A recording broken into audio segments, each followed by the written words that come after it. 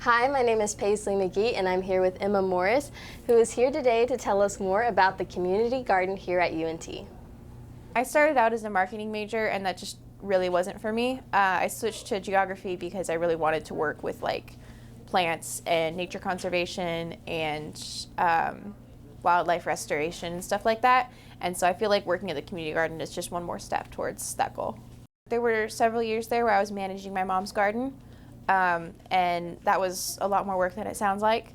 And I also volunteered at the community garden for a couple semesters, and I worked as a groundskeeper for the Denton Wesley Foundation. I'm the garden intern here. I'm in charge of moving the community garden from behind Legends Hall to behind Crumbly Hall. I love gardening. I think there's so many benefits to it. If you're gardening on your own land, you can grow vegetables for yourself, which is cheaper, it's more sustainable, and you can get better vegetables, like they just taste better because they haven't been picked while they're underripe. It's good for the environment. You're putting flowers out there for pollinators. You're protecting plants. With the type of gardening we do, we're trying to emphasize native plants as well, and that's always wonderfully beneficial to the environment to have even just one more native plant in the world. Strawberries are great. They're wonderful too because they are perennial, so they survive the winter season. Pretty much any leafy green, kale, lettuce, cabbage, collard greens, stuff like that goes wonderful. Amaranth, which I didn't even know about before starting at the garden. Amaranth, yeah, amaranth. That goes very well. I'm told daikon radishes are very good here. Yeah, fruits, potatoes.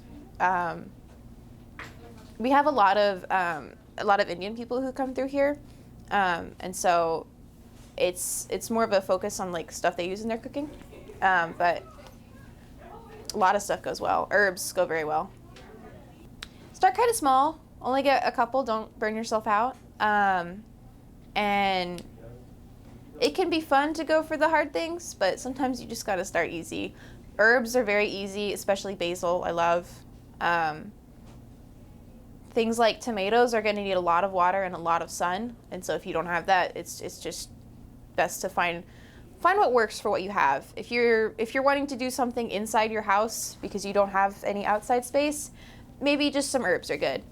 But if you have some outside space but you don't have very much room for dirt, then you need to find things that can go in a container and that aren't going to need a lot of room, or maybe things that can go up instead of out. Tomatoes can go up, they can climb a thing. Beans can go up, stuff like that. Yeah, really just figure out how to work with your space. The community garden benefits the food pantry. The students that run a bed, they'll grow a bunch of vegetables. Anything they don't pick for themselves, we harvest and we donate to the food pantry. And then we also have several donation plots that are run by the garden staff that we just explicitly grow vegetables for the food pantry. And we communicate with them. We ask what sorts of vegetables they want to see.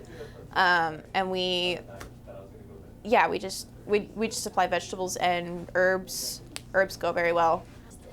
We have multiple ways. The best way, in my opinion, is to just become a full-on member. If you just, you can apply on our website. I think it might be down at the moment, but you can apply on our website, and students, faculty, and staff can all be a member. You would join a small group of other members, and you would all take care of one plot together.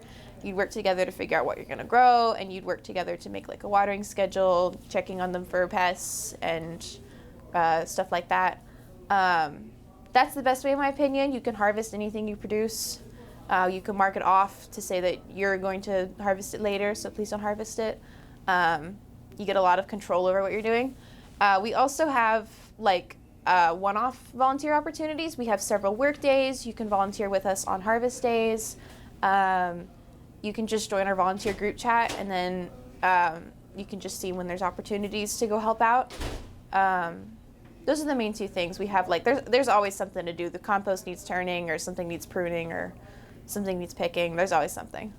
A lot of just hands-on experience has been really nice. It's so fun to get my hands dirty and figure things out. I'm learning a lot about how to manage projects on my own and how to talk to the right people to get the right resources for what I need.